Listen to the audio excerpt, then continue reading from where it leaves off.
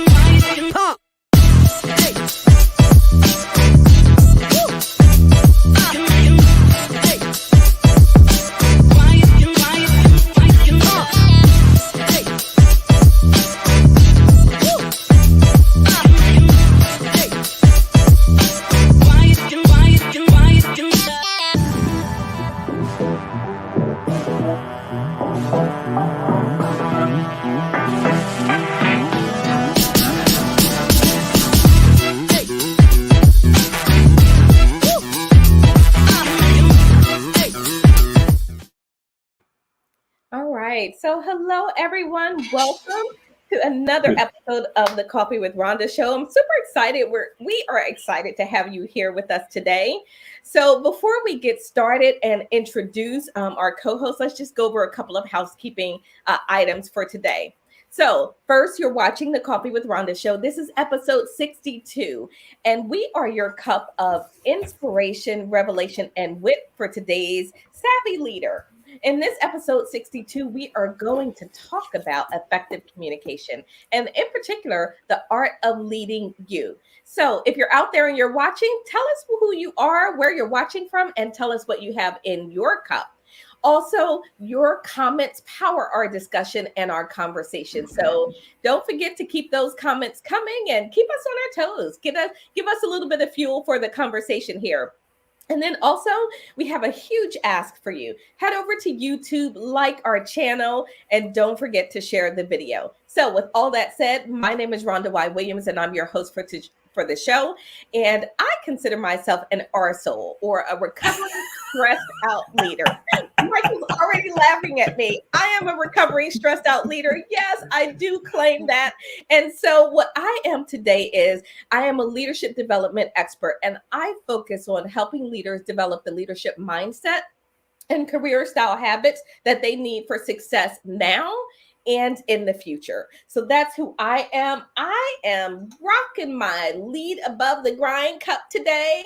And in it, I have my standard. I've gotten into this almond milk with mocha coffee thing. So that's my flavor. That's what I have in my cup for today. So let's introduce Mireille, and then we will introduce our special guest for today. So good evening to you, Mireille.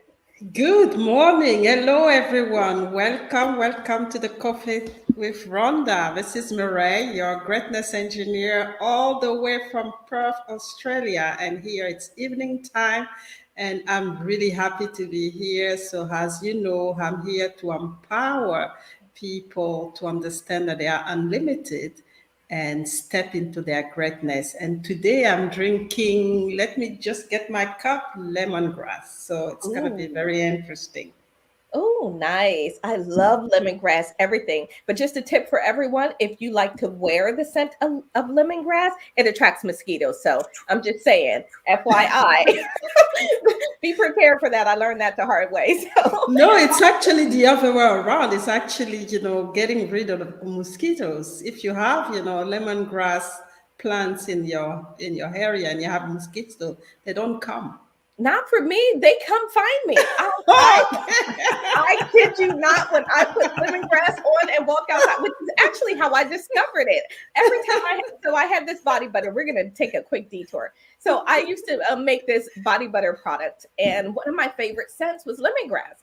And I would go outside, and I found that when I was going outside, all these mosquitoes, and I was like, what is happening with me? And I finally figured out it was the darn lemongrass body butter. And when I looked it up, it does say that they like the scent. So I don't know. Okay. I'm all confused. So I'm all anyway, confused as well. that's my brief story for today. So, with all of that said, let's introduce our special guest, and hopefully, Roz will join us in just a bit. So, Michael, you have become a legend, I think, on the show. You have been with us on and off for some time. You all see Michael in the background in the comment section often, and today you have the pleasure of seeing him here live with us. So, Michael, welcome to the show. Tell us a little bit about who you are, and then tell us what you have in your cup. Well, my name is Michael Wader, of course, as it says on the screen, so everybody can see. I'm the president and founder of Leadership Excellence International, which was originally started in Colorado in the United States. I now work out of an office in St. Petersburg, Russia. I've worked in 18 different countries in the last 25 years. And what I do is I kick leaders in the seat of the pants. Sometimes people hire me to come in and help them be more efficient. They want the lean technology and Kaizen and all this improvement. Well, I can do that. But the trouble is nobody in the company can do it if the leaders at the top don't know what's going on. So I also include leadership. I work with the leaders at the top, teach them how to communicate better and how to listen, which is one of the things we're going to be talking about today, how to be a better listener, which makes you a better communicator. And I have fun. And that's the primary thing is I have fun. Most people know me around the world. When they ask me, Michael, how are you doing today? What is my standard answer? Supercalifragilisticexpialidocious. That's what Mary Poppins would say. So that's what I say. You got to take life with a little bit of fun and smile and laugh. So I just wrote a recent book I'll talk about later on. But right now I've been on this show. I've been on this show now for almost 2 years now on the sidelines, just texting each week. And it's a riot. If there's anybody watching and who does not know that you have to laugh to be a good leader, then you need to watch this show because we laugh. We have a good time and we improve your leadership at the same time. So Rhonda, I think you're doing a great job for your audience. I really like what you're putting out and I think your audience likes it. Thank you so much, Michael. It's so great to have you. And we're always laughing with you as you're typing into the comments. So do you have a cup with you? And if so, what do you have in it? I know you're on the road today, so. Yes, I'm drinking a very strong French roast black coffee. I enjoy the flavor of coffee, so I drink coffee black with no addition. When I want to have a different flavor, I drink a different flavor of something else, but coffee is black. So awesome. Okay. All right. Thank you, Michael. So let's go out there and see who has joined us this morning. Mom is out there. Hi, Mom. Good morning, all. She says, baby, it's cold outside. So I have steaming hot chocolate with whipped cream up to the sky in my cup. Yum, Mom. I kind of want to come over there and get some of what you have. Sis Regina's out there. Welcome, everyone. My name is Regina. I live in beautiful San Antonio, and I have fresh ground coffee in my cup. It's a pleasure to be here. Hey, sis. Jade is out there. Jade, good morning to you. Thank you so much for joining us. And she says, I am watching from a coffee shop in Ontario, Canada. Oh, that sounds lovely. And she's drinking vanilla latte in her cup. So, that sounds like Jade. Mm-hmm. It sounds amazing. So, and then Michael, Mom says, great to see you. I really enjoy your input. So look, you've got fans already and you're just first time on the show. So Victoria's out there. She said, hi, Rhonda, I'm joining a bit late. Victoria, we are just glad to have you here. She says, my favorite. All right. So thanks everyone for joining and tuning in. So let's get our conversation started today. And as we go through our conversation today is all about communication. We're going to dive a little bit into communication and effective communication. I will just fess up and say, this is a tough topic to tackle only because there are so many different ways that you can go with communication. And at the end of the day, we'll see where we end up. I think I know where we're going, but I'm okay with a little bit of a detour here and there also. So let me bring Miss Roz Jones in. I see her as well.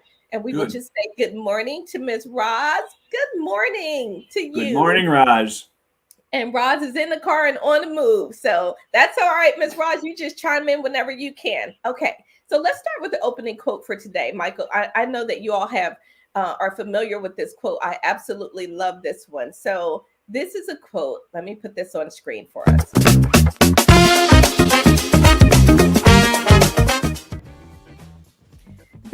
quote is by George Bernard Shaw. And the quote says, "The single biggest problem in communication is the illusion that it has taken place."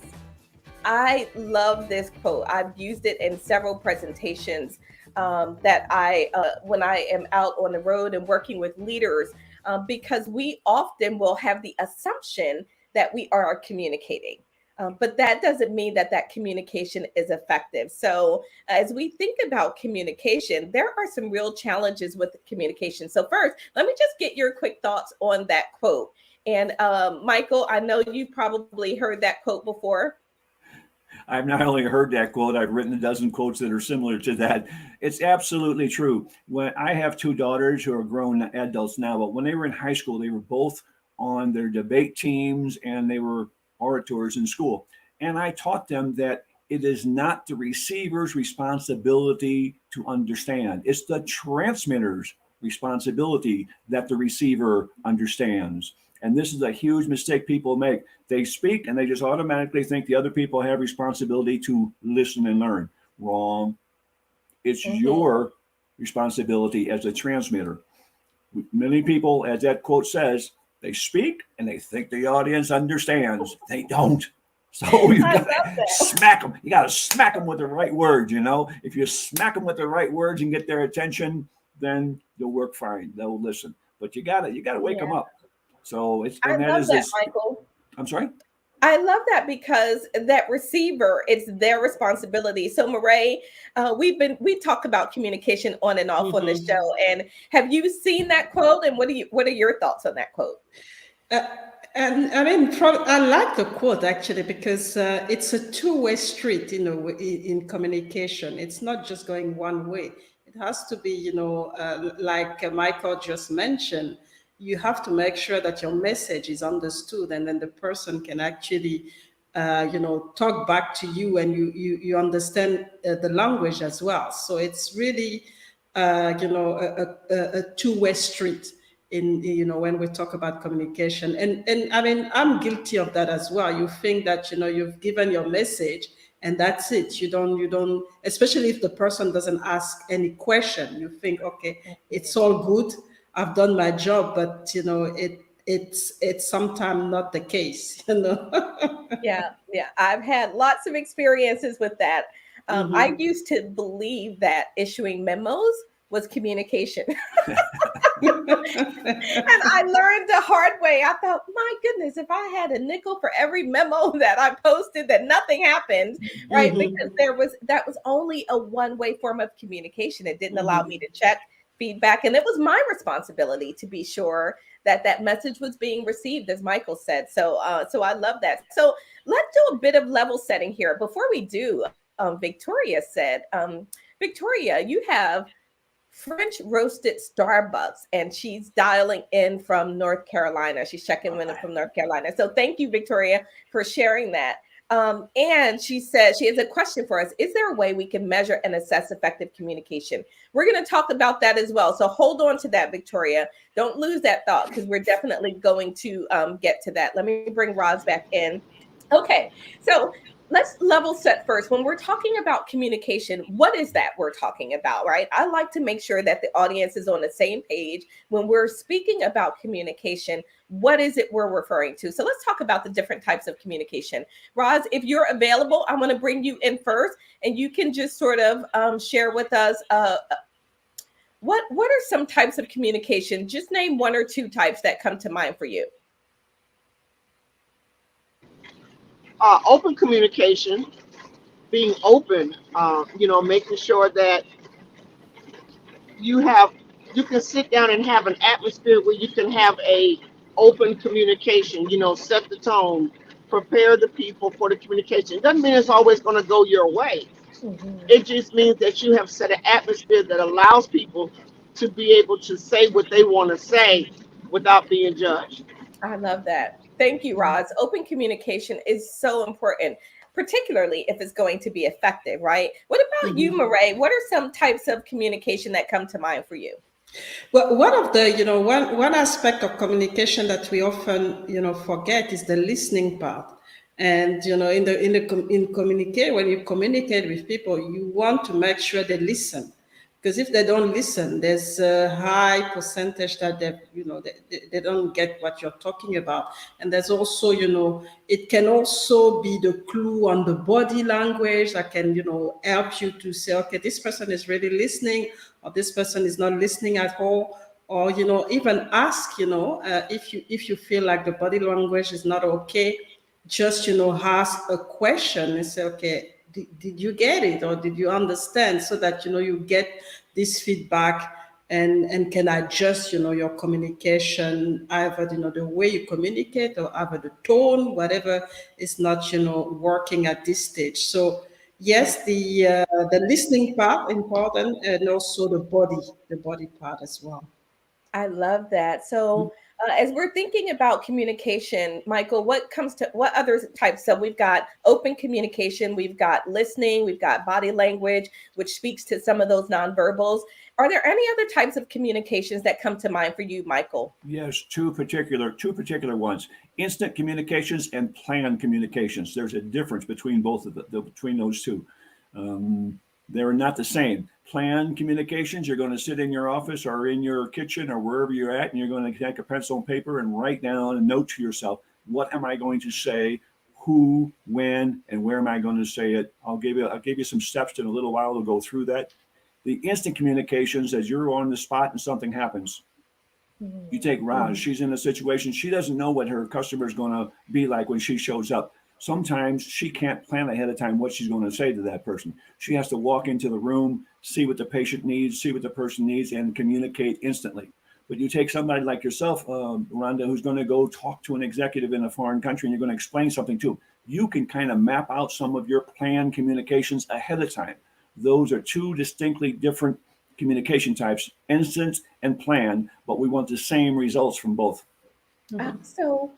So wow, I think that is a big one, Michael, because in that, what I hear from you is we have to have a measure of flexibility, because we don't always know what we might be facing. And so what's our skill set and our ability to navigate these situations? So I get a little bit geeky about stuff like this, because I actually really love pushing leaders on their flexibility in order to handle whatever situation they're facing. So if I walk into the office today and all of a sudden I find out that two people have resigned, I've got customers calling angry, what happens to me? And this is where what you talk about really comes into play, Michael, in terms of leading yourself, right? What happens to me and how do I respond in that situation? Right. It's preparation for all of us. You, in the morning when you wake up, your alarm goes off at 6. What's the first thing you do? You reach over and you hit the snooze button, right? Maybe twice. It's snoozing 20 extra minutes, something of that nature. Okay. Once you get up and you use the restroom and you get cleaned up and you come out and you look in the mirror when you're getting dressed. Do you like you? Do you like what you see? If you're not confident in yourself, if you don't like yourself, it's going to be a rough day.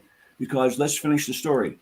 You get dressed, you eat breakfast, you commute to your workplace, and when you walk through that door, your workers are going to know if you're confident or not before you ever open your mouth. The visual communications, as they see you when you walk in that office with a sad face, a happy face, whatever, they're going to see you when you walk through that door, and that starts the original communications. From there, if you have confidence in yourself, you can be flexible.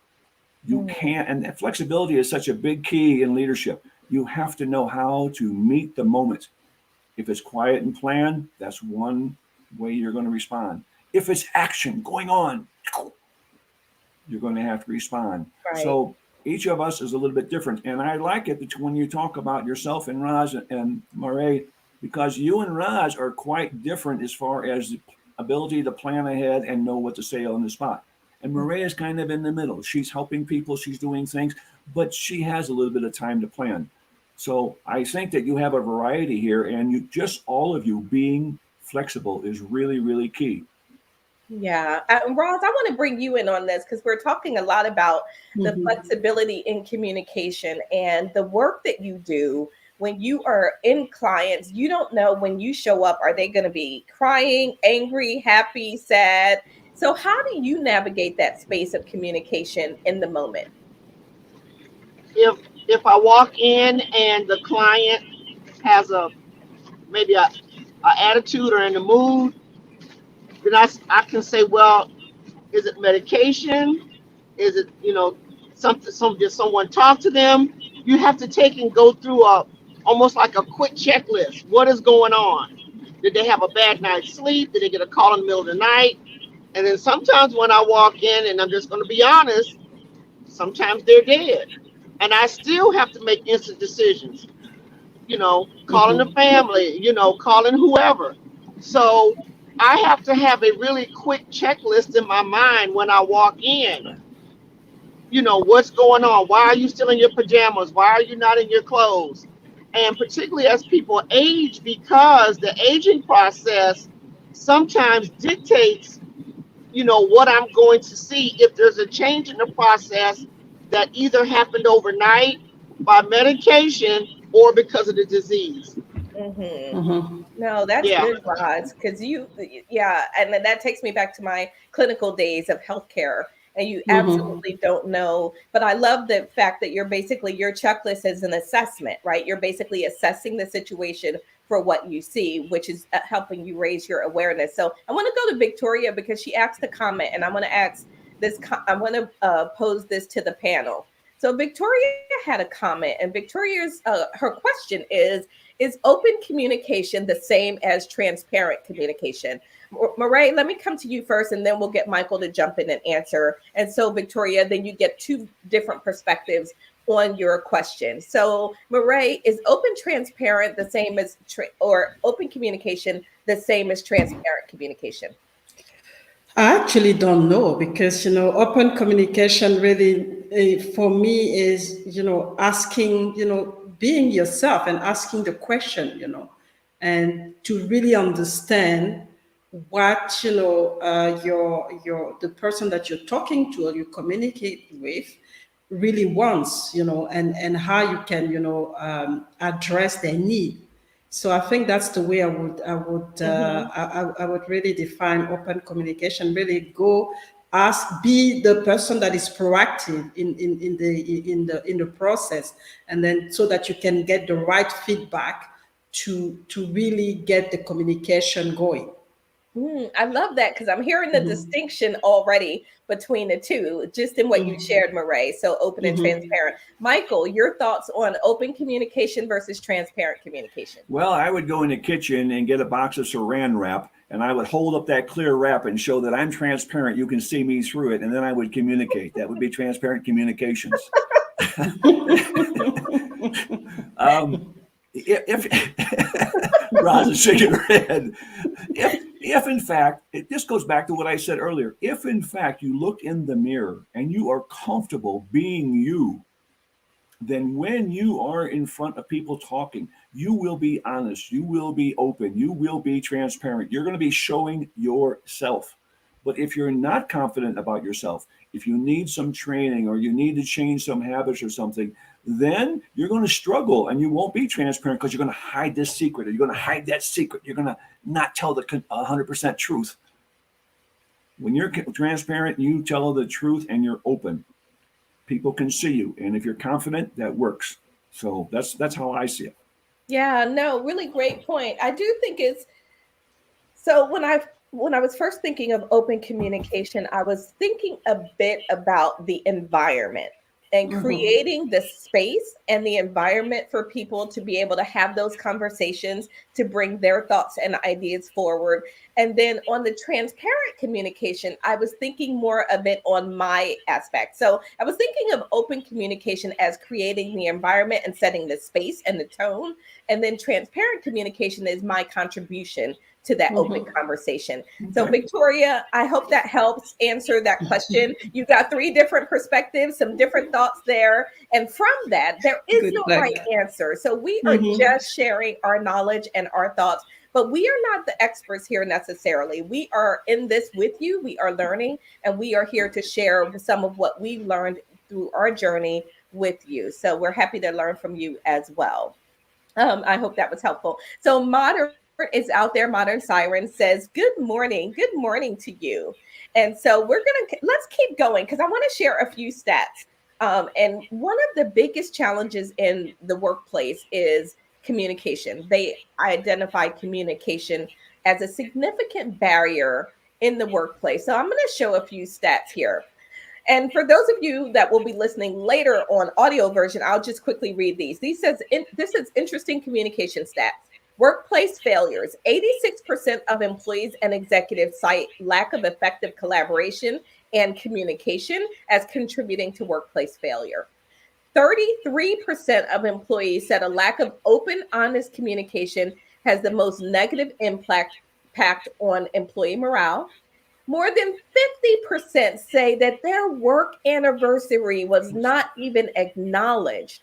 And then, since the outbreak of the pandemic, 75% say they feel socially isolated, 57% say they have greater anxiety, and 53% say they feel emotionally exhausted.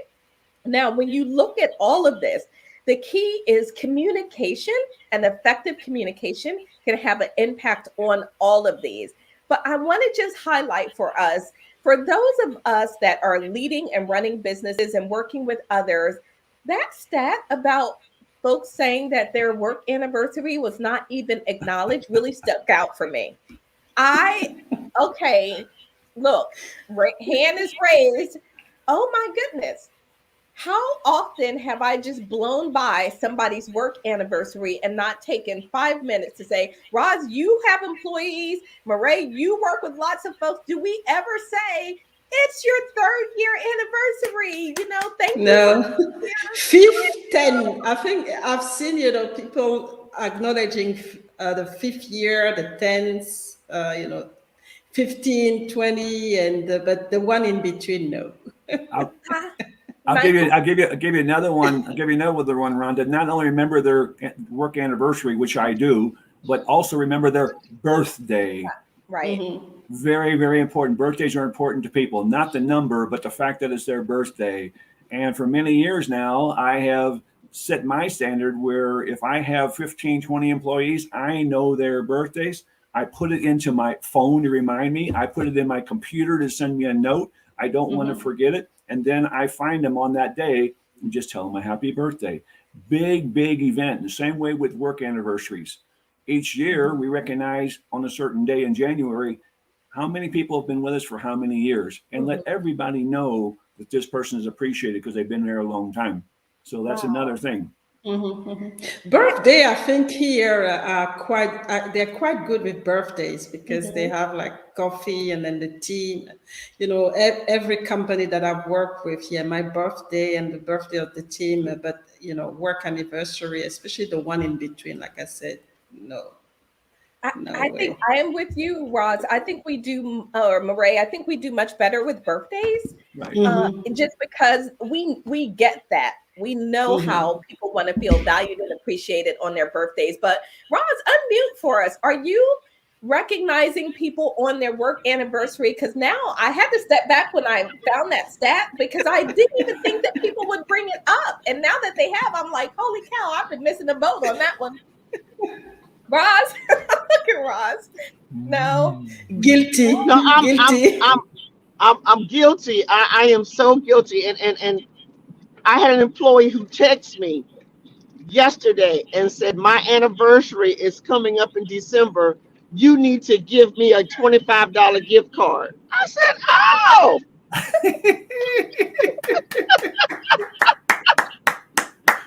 Surprise him and give him 50, Roz. Okay, so I was kind of taken back at first, but I said, how many others have I forgotten? Right. yeah. So yeah, I'm guilty, and the reason why I'm guilty is because I don't celebrate my work anniversaries and I don't celebrate my birthday, but it doesn't mean that someone else does not want to be recognized for their accomplishments. Right. I love that one. And that's what I love about this show, right? I feel like I leave this show with always something that I can do a little bit differently to continue to build and grow as a leader. And this is now one that will forever now be etched in my brain because it was not even in my brain before. Wow. Rhonda, are you going to talk about those other percentages? Because there's a lot of information in that last slide you showed. We can certainly talk about some of the other ones. I just chose the one that stood out for me. But Michael, is there one in particular that you wanted to highlight? Yeah, I think the fact that the employees don't think that their management's paying attention to them, not listening to them. I think that's such a big issue. When we started out today, that's sort of where we were started when we first started our conversation today. And I think that's because leaders don't know how to communicate. And it's twofold. It's not only speaking, but it's also listening. Mm-hmm. And this is what I think that there's some issues here that need to be discussed. And there's two primary problems. One is, we need to listen and know what the steps are for listening. The other one is, and I don't care what religion you look at around the world and all the different cultures I go to, they all say the same thing: treat others the way you want to be treated. How would you like your supervisor to talk to you? Think about it. Who's the worst supervisor you ever had? Almost for sure, you can tell me that person did not communicate effectively. Either they yelled at you or they didn't give you information, one or the other. Terrible leader. And when I ask you who was the best leader you ever had, you'll say, oh, I know who that was. He was always talking to me, asking questions, paying attention, giving me feedback, and a good communicator. Almost always. And I think Warren Buffett probably said it the best. Warren Buffett said that communications and leadership are absolutely connected. You have to have both. You cannot be a good leader without communication. And his quote goes like this. He says, if you have poor communications, it's like winking at a girl in the dark. Nothing happens. Nothing happens. Nothing happens. Michael, that's so great. I love that. First of all, gentlemen, if you're out there, never wink at a girl in the dark, okay? Because that's not going to get you anywhere. But it's really important, I think, that we make this connection for communication and leadership. Because oftentimes when you are not getting the results that you want. So the way I like to frame it is everything that I do is about helping you get more of what you want and less of what you don't. More of what you want and less of what you don't. That includes in business, with your team, productivity. And if you're not getting what you want, then you've got to go back to your communication, right? It's likely at the root. But before we move on, Stephanie said, people want to be seen. That's why acknowledging birthdays and work anniversaries boost morale. Now, here's another one from Victoria. Victoria said, I observed an executive using some language that I believe to be inappropriate. How do you communicate to everyone? That is the key. However, at all levels, professional and courteous must be used. What are your thoughts? Victoria, I wish that several episodes ago, we had a lady on the show, Paulette. And Paulette is the author of Did You Say Something, Susan? Which is about assertive communication. This is where that assertive communication comes into play. Just because they are executive doesn't mean they're above the law, right? Doesn't mean they're above the rules. And one of the things that I do in my work is I teach everyone we have to be able to communicate across the board. It doesn't matter if it's an executive, but you have to have the skill set in order to do that, right? So Michael, let's do a little bit of role play here. I'm the executive and I'm in a meeting and I say something inappropriate and I say, all these stupid people really, the reason we're not succeeding in this is because people are lazy and they're not doing what they need to be doing. And we'll never get anywhere this way. Now, you as the person who is potentially a subordinate working with me, and then I'm going to come to you, Mireille, also next on this. How would you respond to me? My answer would be, boss, we have some of those people in our own company. Yeah, right. Those are our people. Right. But I'm not offending him. I'm just telling him, boss, we have some of those people. Could be him. I just say we have some of those people in our own company. All right. So that's Michael. Mireille, how would you respond to me after I make that statement in an open meeting? In an open meeting, I would say, we have so many stupid people, and I'm probably one of them. Right. So bring timing and humor. Right, for All sure. right. So Roz, your turn. How would you respond to me in that open meeting? And what we're doing, we're just giving Victoria some different ideas on how you might respond to a situation like that. My response might not be as nice as everybody else's because I would want to know.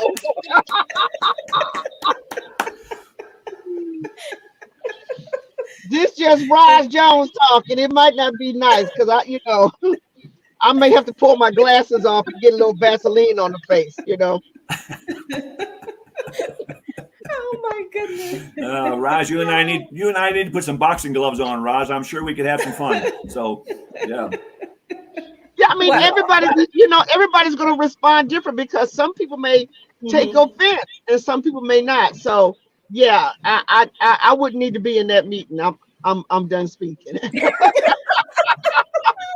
We would probably ask you to be excused from the meeting, Roz. No problem. Roz is just leaving. Roz is like, oh, all right, everyone, I have something to do. I will see you all later. Well, and one way for me that I might respond is I might say something like, I know I can see that this is really frustrating for you. And it's really frustrating for all of us. So, but I think it's important that all of us come back to the solutions. And what can we do as leaders to help move this along? And here's some thoughts I have on how we can move. So what I've done is sort of acknowledge the bad behavior, but then not in a very direct way where it's really calling him out, right? Because that's not going to go well in an open meeting. But then pivot to the solutions. So what I'm doing is I'm stepping forward and I'm showing him how I lead, which is to move towards solutioning and not to name calling and other things. Now, I will also say this.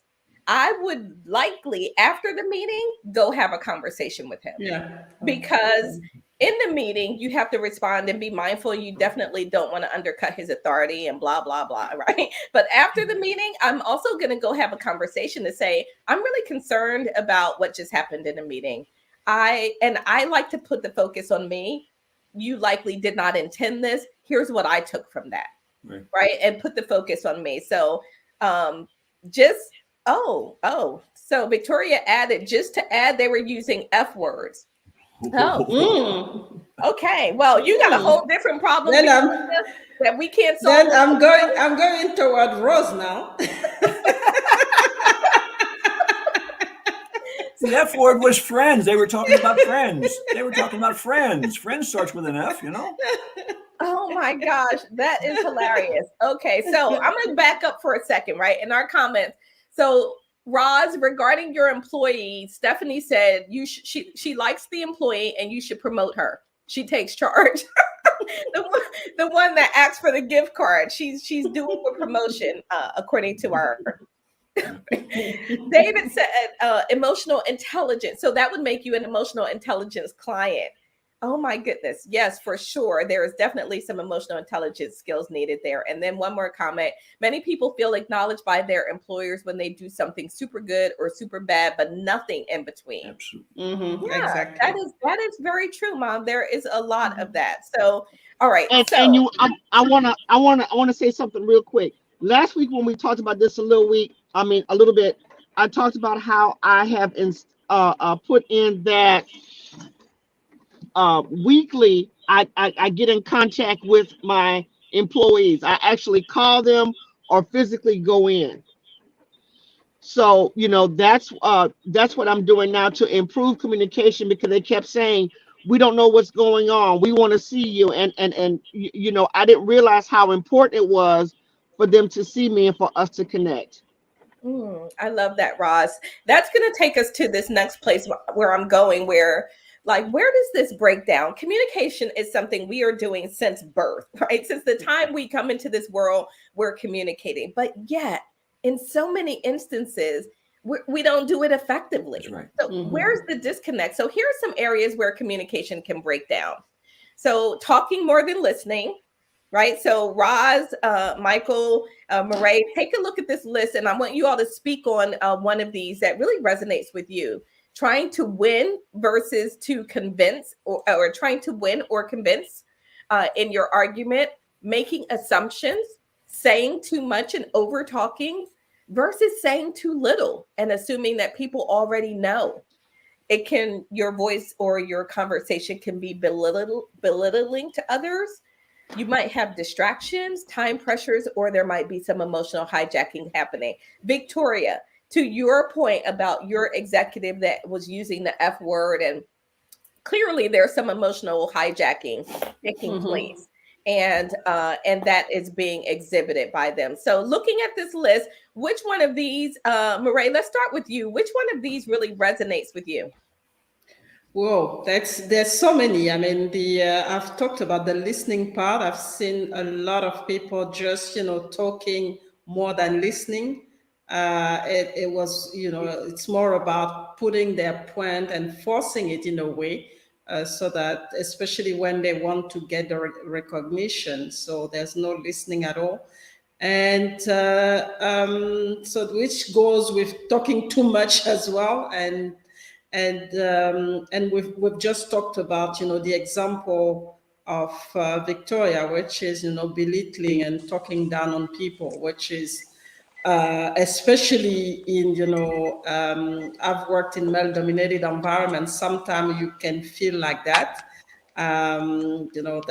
you've been belittled and talking down. So it is, in a way, I mean, there's different aspect, and at the end of the day, and I think I've talked about it before, is about you setting, the rule of engagement, and making sure that people understand how to communicate with you, and then they can also respond and use the appropriate language as well. So that's I think sometimes we don't do it. We just get into communicate with people, but we don't really take the time to really set the tone and the role of communication. So that's what I would say at this point. All right, awesome, thank you. So I'm going to come to Mireille. Roz, if you're in a space where you can speak, we'll come back to you in just a second. Michael, will come to you on the other side of this quick commercial break. So if you're just tuning in, you're watching the Coffee with Rhonda show, and we are talking about effective communication, what some of the barriers are and challenges around that are, and we're going to move into some strategies for that as well. So if you have not already, we want you to like the video, share, comment. It powers our conversations. And don't forget to subscribe to our YouTube channel.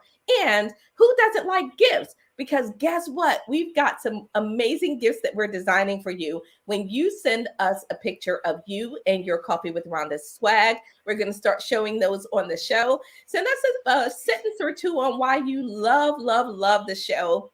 And I have a new little promo video for us. Check this out.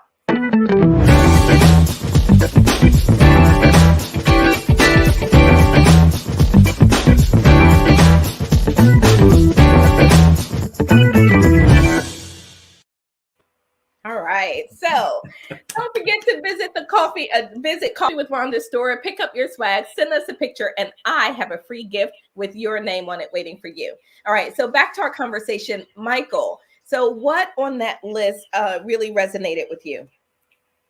1, 4, 8, and 10. Hold on. Let me put the list back up so we can figure out what 1, 4, 8, and 10 were. 1, 4, 8, and 10. All right. We got it. Talking more than listening, making assumptions, distractions, and time pressures. All 4 of them. Now, I'm going to here, if I can, for just a couple minutes, I'd like to give you some information. And I suggest that everybody except for Roz grab a pencil and paper and write it down, because Roz is working and she don't have time, but she can certainly listen to this. There is either a 5-step or 4-step appropriate steps in effective communications, either 5 or 4. 5 if it's going to be planned communications, 4 if it's instantaneous communications. The first one is plan. Do you want to go out and ask somebody a question when you're not sure what you're going to say? If it's going to be planned communications, write it down. Read it back to yourself. Do the words make sense? And remember I said earlier, do unto others as you want them to do to you. Could somebody ask you this question? Would you understand?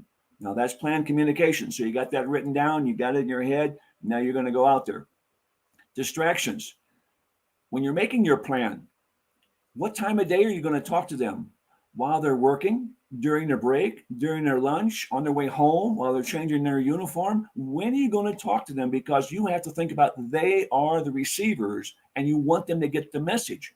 The responsibility for them to get their message is on you. So think about the distractions around them. Noisy equipment, riding in a car, trying to watch where you're going, and the passenger is talking to you, not good communications.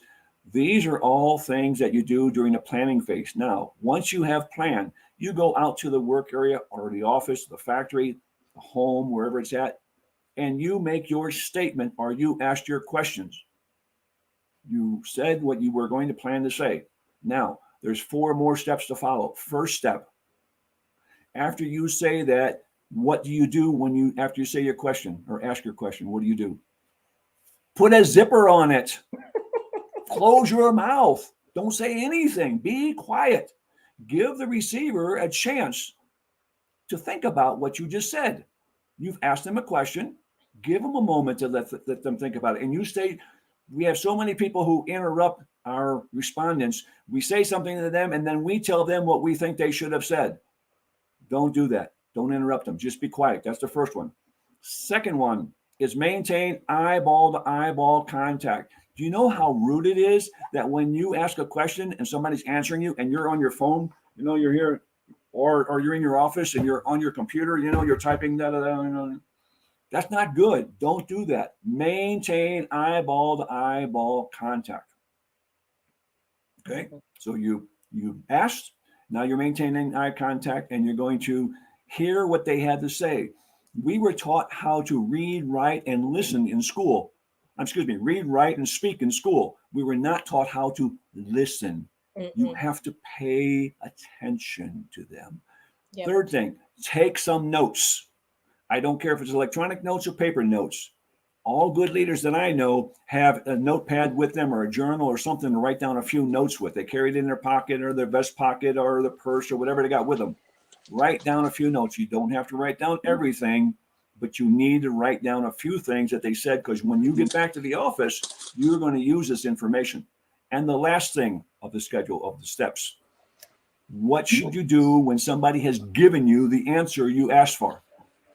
Tell them thank you. It's a very small thing to do, but tell them thank you. They took time out of their day to stop, listen, answer your question, and give you the information you, the leader, sought. Tell them thank you. And just think about it now. I will recap that real quickly. You are on the shop floor or in the office. Your supervisor walks in, sees you're not real busy, so they ask you, can I ask you a question? And you say yes. So they ask you a question. Now, while you are responding, your supervisor is paying eyeball to eyeball contact, looking closely, not distracted, taking a few notes about what you have just said. And then after you give it to them, they say, thank you. Do you want that leader to come back and ask you another question? For sure. But if he's rude and looking at the ceiling and on his phone and not paying attention and interrupting your answers, do you ever want to see that leader again? No. So Be the leader you want to have above you. You want your leader to treat you with respect and listen. So you have to do the same thing. Very simple. 5-step or 4-step. 5, you plan. 4 says, I asked a question, maintain eye contact, take a few notes, and say thank you. You do that, and people are going to love you as a leader. Wow, Michael, really powerful. I love that. And I can't say, all right, here's a potential response from a leader. I can't really say thank you right at the end, because I need to defend whatever you just said. I need to rebut it. I need to argue it. I need to tell you all the 10 reasons why it's not this way, or give you the justifications and all of that. Wrong. You're saying thank you for them responding. That's it. You're not saying you agree with what they said. You just tell them thank you for responding. Thank you for answering my question. You're not saying you agree. You're not saying you agree. I love that. That is really powerful. I'm going to go to a couple of audience comments, and then Roz and Mireille, I want to get your feedback on what Michael just shared. So Victoria said, when we start the list, she said the most powerful one for me was number 9. And so Victoria, y'all keep naming these by numbers. I keep having to go back to the slide. So let's see, what was number 9? Oh, emotional hijacking. Thank you for that, Victoria. Absolutely, emotional hijacking is one that's really that can really get us if we're not careful. Regina said, definitely talking more than listening. Many need work in this area, including me, and I am working on myself. And then Victoria says, I am growing attached to this coffee chat. I love it. Victoria, we love that we are providing and sharing value for you. So thank you so much for joining. All right, Roz, you first, your response to the steps that Michael shared.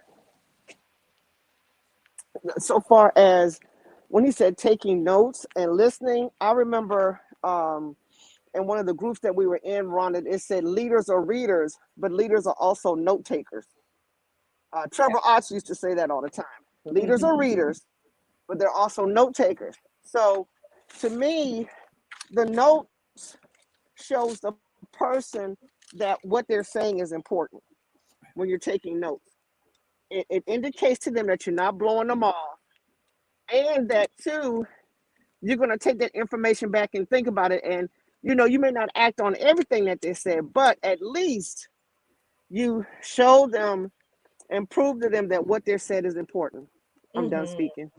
Thank you, Roz. I love that. It is just showing people feel special. They want to feel valued. They want to be, as Stephanie said earlier, they want to be seen and heard. And taking notes is a great way to show them that you value what they have to share. So, Mireille, your thoughts?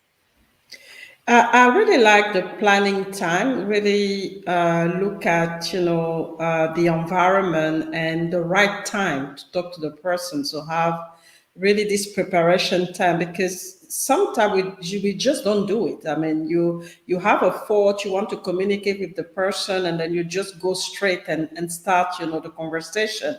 And sometimes they're not really there, and nothing happens. So I think the preparation time, understand the right environment, set the right have the right setting is really really important. And also and obviously the thank you as well, because I don't always say thank you. So, and just like you, Rhonda, I say thank you when the person agrees with me, but not if we're still not on the same, we still not agree. So I think that's a key learning today, to even if we're not we don't agree, just always say thank you, so that you get to acknowledge the person that you communicate to.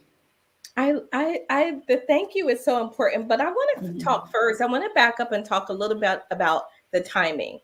I think the timing and planning out when you're going to talk to that person really does show a level of emotional intelligence on your part, because it shows that even though this is an issue that is obviously important to you, you care about it, you want to have a conversation about it, you are not dismissing what might be happening to the other people.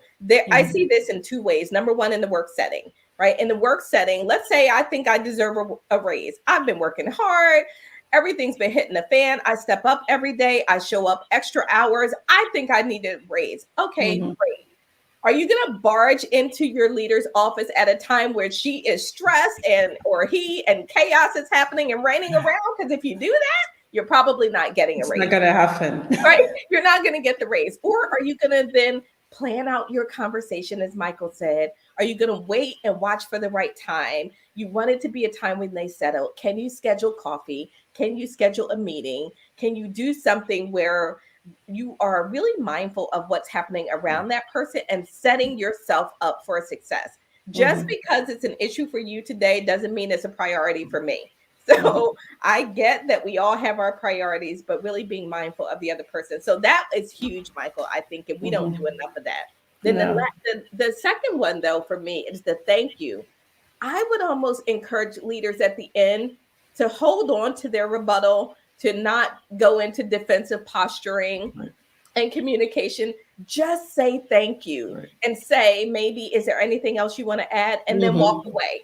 Walk away. Because if not, you are processing 85 reasons why this person's wrong and why that didn't happen. Well, and this is because, and you're doing all of that. And all of a sudden, I don't feel heard. If you're just going to defend your position, then why even ask me? Right? So just say thank you and walk away.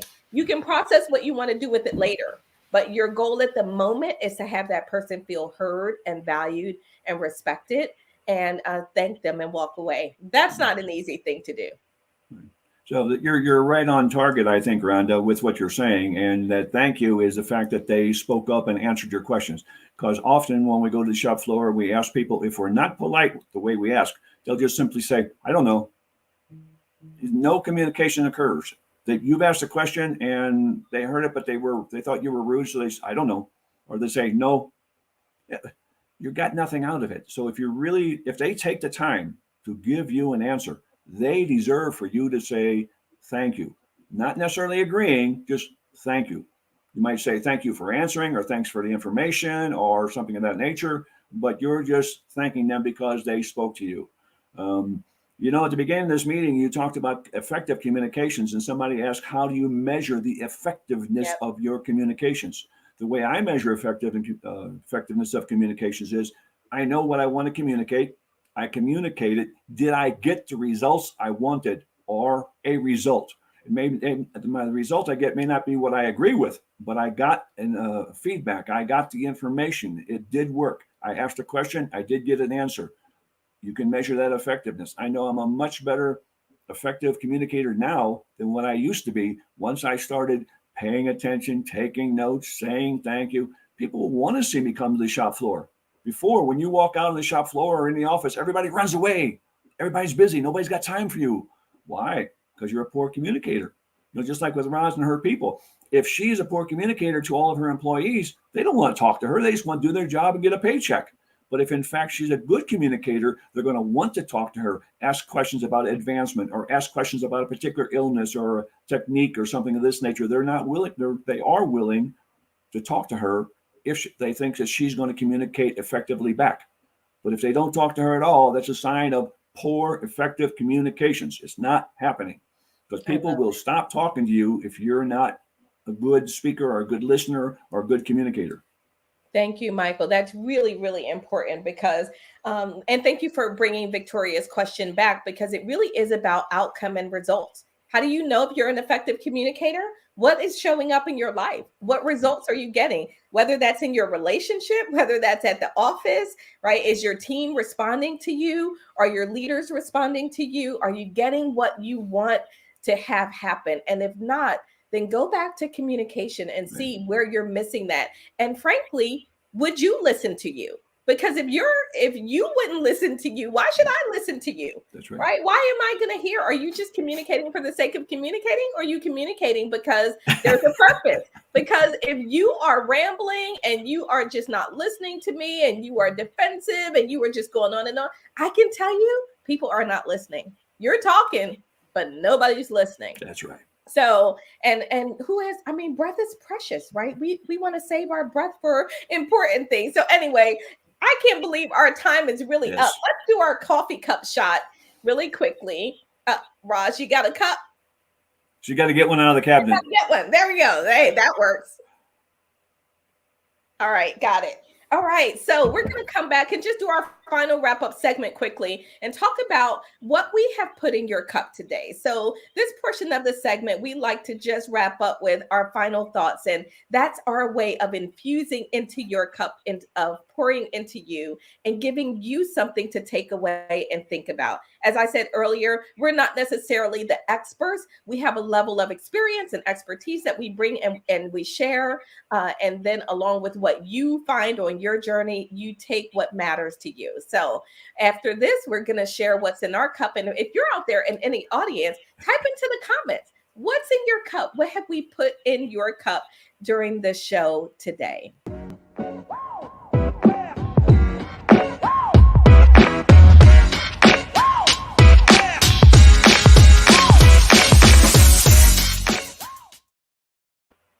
All right, so let's start our wrap up. Ms. Roz, let's start with you. What's in your cup?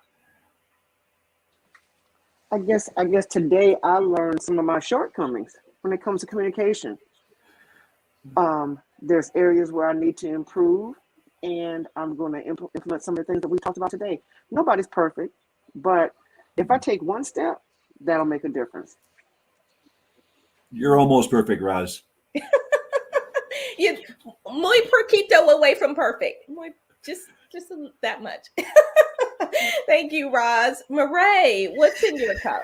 Oh, there's so much in my cup, but what I really like is something that Michael said. When you wake up and you have to love yourself, and that's the first start in communication. And I realize as well there's a lot of responsibility on us. Not only uh, loving yourself, but at the same time knowing the result that you want to get when you communicate with people. Because I think that's sometimes the problem. We go and you just open our mouth, but you don't really know what we want to get out of the conversation or the communication. So that's a key area that I will focus on as well, but also the preparation, the preparation to make sure that you get a successful outcome. And again, sometimes we don't really take the time to do all this preparation work, understand, if the person that we're going to communicate with, it's actually in a space where they will actually listen and they will be able to get us the outcome that we want. So a lot on my cup today. Awesome. Thank you, Mireille. That is fantastic. I'm with you. Mm-hmm. There is a lot there. So, Mm-hmm. and so, Michael, you have been amazing. Thank you so much for being here and bringing your laughter and your humor and your expertise. Tell us a little bit about what you want people to leave this conversation with, and then tell our audience how they can learn more about you. And hold on, and how they can learn more about your new book that you Thank have you. out, Lead Yourself First. Yay! And I'm definitely going to be picking up a copy of this. So, Michael, What I learned today is that you three in different environments have just solidified what I've been trying to tell folks around the world. And it just repeats. Doesn't matter if you're in Texas or you're in Australia or you're a healthcare worker or an office worker. It starts with you taking care of you first. You like yourself first. Second, you try to teach people that you want to treat them the way you want them to treat you. And this is something as a leader you should be teaching your people. If you're a good communicator, your workers are going to be good communicators because they look to you for an example. So they will follow your example. And the third thing is laughter. This meeting, every time we have it, we always laugh. I saw Roz earlier getting the saran wrap out of the long container out of the cabinet because she's going to practice transparent communication. So she got the saran wrap out. So she's gonna be ready to do that. But the thing is that you folks laugh and also educate at the same time. Communications, when you can educate and laugh, is great communications. So I think you folks are doing a super job. And I'll be back, of course, and I'll be online most of the time with you. But I'm going to look forward to your next year's segment to see if I can't sneak in again in your next year's segment. If people want to contact me, they can reach me at Mike, M-I-K-E, at, as it says on the screen, michaelwaiter.com. Very simple, just my name is in there. Mike at michaelwaiter.com, or go to my website, which is www.michaelwaiter.com, just like it is on the screen. And the book is going out there to everyone. And I'm sending it to several people because I had 7 international leaders around the world who endorsed this book. And I'm just going to read one very quickly to you because you're going to know this name. Most of you know who Brian Tracy is. Right? I wrote to Brian Tracy. He read the book, and this is his endorsement. This inspiring and motivational book is loaded with lessons and important ideas. It will help you unlock your special abilities to succeed in every area of your life. And that's from Brian Tracy. So I was very happy to get his endorsement and his support in my book. And I think that people will enjoy it. You can it's both ebook and a paperback book, both ways. It's up to you. But the thing I want people to do is stop and think, how can I treat others the way I want to be treated? If you do that, you're going to be successful. Wow. Thank you, Michael. Thank you so much. Really, really powerful. I love Brian Tracy. In fact, my closing quote in honor of you and him is going to be from him. So before we wrap up, final thoughts from the audience. Jade said, I love the notes that I took during this session. Thank you. I also enjoyed the part about acknowledging anniversaries. Jade, I have put that one in my book. I promise I will be better at that going forward. Victoria said she has in her cup deep roasted beans of active listening, vanilla cream of thank you infused with a pause when listening. Thank you, Victoria. That's very creative and very cool. Regina says, I will learn to have a very healthy style of communication by listening more and planning what and when to speak to the other person. Wonderful, awesome, awesome, Regina. David said, you dropped some communication ingredients in my cup. Thank you. And then Regina said, Michael, your communication skills are awesome and and definitely next level. And yes, I love myself and I love this. All right, everyone. It has been another fantastic show. We are so honored and grateful that you spend a little bit of your Saturday with us. My closing thoughts and comments for today come from the quote by Brian Tracy, and it is this: communication is a skill that you can learn. It's like riding a bicycle or typing. If you are willing to work at it, you can rapidly improve the quality of every part of your life. And that is not an exaggeration. Communication goes through every single part of your life. So thank you all for being here. Thank you so much, Michael, to my panel and everyone on screen. Stay tuned for just a moment. For everyone else out there, we are so grateful to have you here, and we look forward to seeing you next week on another episode of the call. One more comment came in, Mom. I can't miss Mom's. Mireille, we both take away the same thought. Michael said, if you wake up and look in the mirror and you don't like yourself, it's going to be a rough day. All right. Awesome, Mom. Thank you so much, everyone. We'll see you next week. I will be on location in Anguilla for the next 2 shows. So I don't know if I can get any of the beautiful background in this scene because sometimes the lighting, but we'll see what happens. But I'll be in Anguilla, the beautiful Caribbean island, for the next 2 shows. So everyone have a fantastic rest of your Saturday. Panel, stay tuned. And for everyone else, we will see you all next week on the next Coffee with Rhonda show. Bye.